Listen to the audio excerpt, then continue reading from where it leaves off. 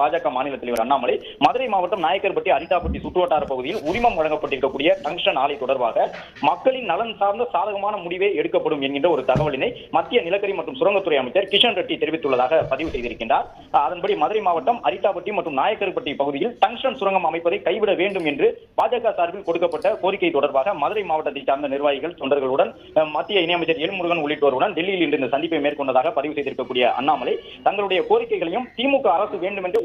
உண்மைகளை மறைத்து தவறான தகவல்களை கொடுத்ததாக மத்திய அமைச்சர் தெரிவித்துள்ளதாக குறிப்பிட்டிருக்கின்றார். மேலும் அதே திமுக அரசு டங்ஸ்டன் சுரங்கத்திற்கு எதிர்ப்பு வரக்கூடிய வகையிலும் செயல்பட்டிருப்பதையும் மத்திய அமைச்சர் பொறுமையாக தங்களிடம் கேட்டறிந்தார் என்று குறிப்பிட்டிருக்கக்கூடிய அண்ணாமலை சுரங்கம் அமைக்க ஒப்பந்தம் வழங்குவதற்கு முன்பாகவும் ஒப்பந்தம் வழங்கியதற்கு பின்பாகவும் நடந்த நிகழ்வுகளை தங்களுக்கு விரிவாக மத்திய அமைச்சர் விளக்கியது மட்டுமல்லாமல் மக்கள் நலன் சார்ந்த சாதகமான முடிவினை டங்ஸ்டன் தொடர்பாக விரைவில் எடுப்பதாக உறுதியளித்திருப்பதாக கூறியிருக்கிறார் அண்ணாமலை. அது மட்டுமல்லாமல் பிரதமர் தமிழக மக்கள் நலன்களில் எப்போதுமே மனதை கொண்ட